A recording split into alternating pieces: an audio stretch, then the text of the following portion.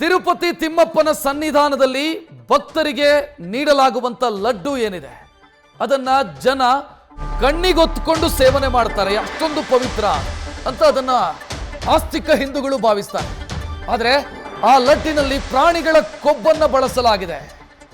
ತಿರುಮಲದಲ್ಲಿ ಈ ಹಿಂದಿನ ಸರ್ಕಾರ ಈ ರೀತಿ ವರ್ತಿಸಿದೆ.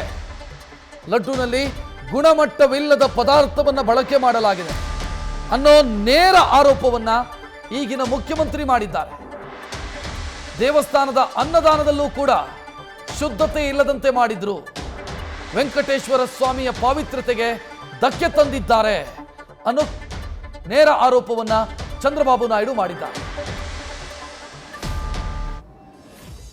తిరుమల లడ్డు కూడా నాసి రకం. నాకైతే ఆశ్చర్యం వేస్తుంది. ఎన్ని కంప్లైంట్ చేసినా కడాన వెంకటేశ్వర స్వామి పవిత్రతను దెబ్బతీశారు. ఎన్నోసార్లు చెప్పాం.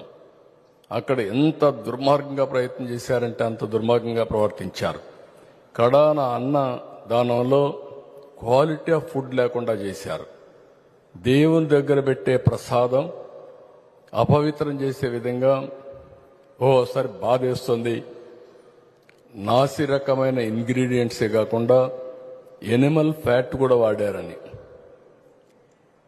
ఏది గీకు బదులు.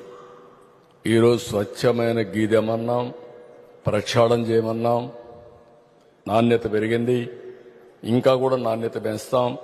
అల్టిమేట్గా వెంకటేశ్వర స్వామి మన రాష్ట్రంలో ఉండడం మనందరి అదృష్టం.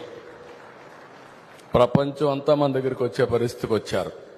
అలాంటప్పుడు వెంకటేశ్వర స్వామి పవిత్రతను కాపాడుకోవాల్సిన బాధ్యత మనందరిపైన ఉంది.